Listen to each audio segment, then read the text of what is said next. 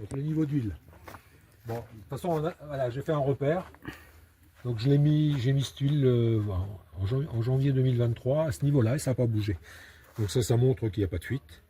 Ça, c'est le niveau hydraulique. Voilà. Donc ça, c'est à froid. On va voir que quand le moteur aura tourné, que l'huile aura chauffé, on va voir que le niveau va monter. C'est normal. En chauffant, ça se dilate. Ça se dilate, ouais, d'accord. Et donc il y a un peu plus. Voilà. Ensuite, L'huile moteur du treuil. donc l'huile moteur du treuil avant de démarrer. Donc ça se passe là. Ça se passe Là-haut. Là, Là-haut. dans l'autre question. Donc là, pareil que le tracteur, il y a deux choses à vérifier en priorité. C'est le niveau d'huile du moteur et le niveau d'eau de refroidissement. D'accord. Donc le niveau d'huile, ben, c'est une jauge, c'est la jauge verte. C'est la tirette verte là, voilà. D'accord. Je vais la tirer. Hop. Voilà. Et puis là, ben, on regarde le niveau d'huile. Il se situe entre le point maxi et le point mini. Donc on ne va jamais au-dessus du point. Du point, ouais. Là, c'est très très grave. Et on ne va jamais en dessous du point qui est le plus bas. Donc entre les deux points. Hein, Donc là, on est entre les deux, presque, ouais, presque max. au maxi. D'accord. On est bien là. Hein. Donc il n'y a pas de fuite et il n'y a pas de dilution non plus. Donc je parlais de la dilution tout à l'heure, c'était important. Il n'y a rien qui est venu se rajouter. Rien n'est venu se rajouter dans l'huile moteur.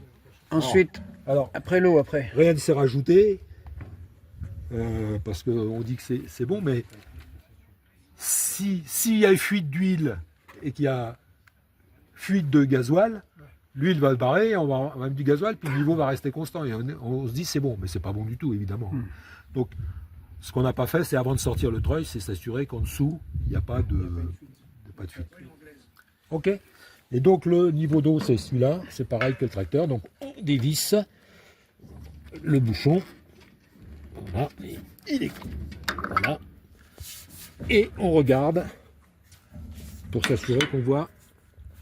Alors c'est pas facile, hein, le niveau, la surface de l'eau. Donc là je vois la surface de l'eau. Voilà, peut-être, oui, voilà, ouais. On la voit. Et donc, c'est que c'est ok.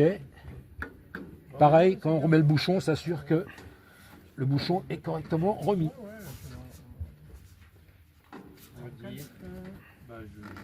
Voilà. Il ne bougera pas. Ok. Voilà. Donc ça c'est bon pour la vérif. On parle des trousseaux de clés du treuil. Vas-y. Donc il y a 4 clés sur le trousseau. Donc là, la petite clé qui est ici, c'est marqué porte du treuil. Ouais. Donc c'est pour ouvrir la porte. On a une autre clé là où il n'y a rien écrit, mais si, marqué bureau dessus. C'est marqué bureau.